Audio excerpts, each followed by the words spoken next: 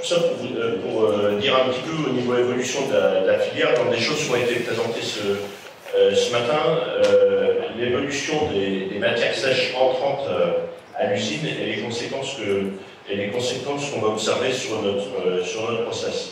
Donc la filière a effectivement très très bien progressé en termes de matières sèches. Luzerne rentre à l'usine, puisque sur 2004-2006, on était plutôt à 24% de matières sèches, et nous voilà dans un trend de 37 à 47, on va passer sur une très sèche, 39 cette année. Dans le même temps, la filière a globalement fortement et bien évolué sur l'intégration de la biomasse en substitution des énergies fossiles. Et l'énergie fossile de notre filière Luzerne, à part un tout petit peu de gaz, c'est soit du charbon, soit de la lignite. Donc tout ça, c'est gage d'effort. Et si je prends la maison Luzerne, ce ne sont pas forcément des chiffres précis année par année, mais c'est un petit peu pour vous montrer le chemin parcouru. En 2000, sur la référence base 2002-2006, toujours sur une production de 700 000 tonnes de Luzerne sur la filière, le fait d'être à 24% de matière sèche, on entrait 2 500 000 tonnes de pois vert. Il fallait donc évaporer, du coup, la différence entre 2 578 et 700 000 tonnes, 1,8 million, 100 000 tonnes d'eau. Le fait d'avoir amélioré la matière sèche à 47% par exemple l'an passé, c'était seulement 600 000 tonnes d'eau à évaporer. Beaucoup moins de pois verts, ça veut dire aussi beaucoup moins de tonnes à transporter. Et puis sur la ligne 2021, vous voyez les chiffres, 1 600 000 tonnes de pois verts et 915 000 tonnes d'eau. OK. Et puis si on va plus loin, l'eau évaporée, on peut considérer qu'en 2002-2006, l'eau évaporée elle était presque entièrement évaporée de façon fossile. Et avec nos taux de biomasse, l'an passé on avait 61% de fossiles, cette année seulement 46% de fossiles. On voit que la filière aujourd'hui n'émet plus qu'aux alentours de 400 000 tonnes d'eau que l'on va déshydrater avec de l'énergie fossile. Voilà l'effort. Tout ça, c'est super bien, mais comme ça a été expliqué dans la partie CET de ce matin, il y a tout un adaptatif de la combustion pour passer du bois au charbon. Du charbon au bois, pardon. Le début de la combustion de la biomasse, les premières années et les premiers pourcentages, on va dire que c'était les plus faciles. C'est-à-dire que quand on a fait de la co-combustion, écoutez, balancer 20-30% de biomasse dans un lit de charbon, ça a toujours brûlé, et ça brûlait plutôt bien. Maintenant, vous avez vu les efforts et les objectifs d'engagement de la filière, c'est de dire, à 2026, on va avoir diminué de 2/3 les émissions de CO2 par rapport à la référence 2012. On s'engage pour aller sur 75% de biomasse. OK. Mais du coup, pour brûler 75% de biomasse, ça ne veut pas dire qu'on laisse toujours 25% de charbon. Ça veut certainement dire qu'il faut des grandes plages d'utilisation à 100% biomasse. Et ça, c'est le changement. Ce vrai changement, il a amené les entreprises à apprendre à brûler du bois sol, à la fois sur des grosses puissances thermiques, quand les produits sont humides, et à la fois sur des faibles puissances thermiques. Et c'est là qu'on voit apparaître des défauts de combustion ou des choses comme ça.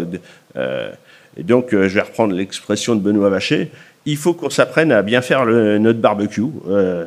Et c'est une des grosses missions de LRD. Donc, on a travaillé ensemble en se disant sur quelle piste de travail on bosse sur les 2 prochaines années. C'est ce que je vous présente. Et donc, voici la hiérarchisation ou les éléments principaux qu'on a retenus. Premièrement, le fait de brûler, de passer à la biomasse, nos amis de l'administration, c'est-à-dire la DREAL, ont remarqué qu'à la tonne, on émettait 30% de poussière en plus. Et ils ont bien lu. Donc, un premier axe pour notre filière luzerne ou déshydratation, c'est de réadapter nos outils de savoir pour revenir correctement dans les normes et que le fait de changer, d'avancer cette transition énergétique ne soit pas un facteur, même si on enlève le CO2, du coup c'est moins de pollution, mais mettre plus de poussière, c'est un axe de pollution. Et les émissions de poussière sont un axe prioritaire au niveau de la santé par les différents ministères. Donc, on va essayer d'utiliser au maximum, au fur et à mesure d'investissements nouveaux qui peuvent être faits, pour avoir une connaissance et puis une divulgation possible de ces investissements-là. Donc, à titre d'exemple, on sait qu'avec nos cyclones standards, on arrive à peu près à n'émettre que 150 à 200 mg, mais c'est parfois compliqué. Et en tout cas, la combustion biomasse plus les grosses matières sèches à l'entrée de l'usine sont un facteur de dégradation. Donc sur le site d'Angenville Cidesup, il y a du post-cyclonage, des multicyclones après le cyclone qui vont être mis en place sur une installation. Et donc à travers LRD, on va essayer évidemment de Cidesup de débriefer et de vérifier que cette technologie est efficiente et peut être une solution pour la suite. En tout cas, utiliser au maximum ce qui se fait. Donc là, on ne passe pas par une phase pilote. Il y a une entreprise qui investit et on essaye d'en tirer le maximum d'informations pour dire aux adhérents c'est une solution ou pas. Il y a quelque chose qui existe déjà sur l'entreprise Prodeva, c'est un cuveau, c'est un système de filtration des fumées au travers le produit avant de le déshydrater. Donc ça, c'est quelque chose que l'on peut creuser, qu'il faut creuser, et qui est une solution offerte. Donc voilà le premier axe poussière. Deuxième axe, j'en dis pas plus, vous venez c'est tous les sujets d'optimisation de la plaine avec la possibilité Carnot que vient de nous présenter Samuel. Et le troisième axe, c'est amélioration de la combustion biomasse. Donc là, on revient à notre qualité de combustion pour bien brûler la biomasse jusqu'au bout. Parce qu'en effet, si on constate que dans certaines phases, dans certains modes de combustion, on émet plus de COV, par exemple, si on est à la biomasse, si on émet plus de CO, c'est-à-dire du monoxyde de carbone, un, c'est pas bon pour l'environnement, ça c'est certain, et deux, ça veut dire qu'on n'a pas été oxydé jusqu'au bout tout le carbone. Ça veut dire qu'on perd aussi de l'énergie. Donc il faut qu'on avance sur ces sujets-là. Et puis, je pense qu'on vous en a parlé ce matin, le sujet de la combustion de biomasse amène quelque chose de très indésirable que sont les HAP. Donc, il faut qu'on se fasse accompagner par des professionnels de la combustion du bois.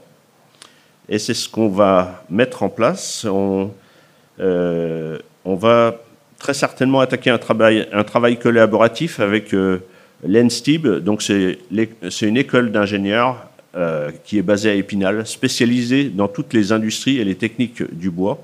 Donc on les a reçus ces jours-ci, on leur a fait visiter nos installations. Et le schéma serait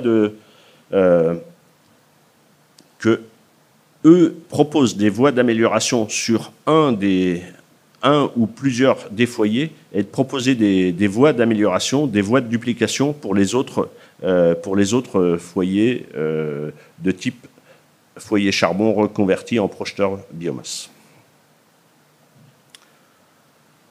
Donc ça fera partie de nos prochains choix dans le cadre du comité LRD Process. Donc voilà les trois axes prioritaires qui ont été dégagés par le comité LRD Process. Dans le cadre du brainstorming qu'on a pu travailler, il existe d'autres il existe d'autres sujets, notamment des éléments qui touchent à la qualité des produits, des éléments qui touchent à la modélisation, et puis les éléments de plaine. Tout ce qui concerne la modélisation, en tout cas, il faut déjà qu'on passe par le bon fonctionnement avant de vouloir modéliser notre process usine par rapport à cette combustion de la biomasse. On a une petite épine dans la chaussure, elle n'est pas insurmontable, il y a déjà des progrès qui sont avancés, mais on a été tellement vite dans la substitution qu'il faut qu'on passe cette première étape. Voilà, je pense avoir fait le tour du rendu de nos activités dans le cadre du comité LRD Process, et je reste à votre disposition si vous avez des questions.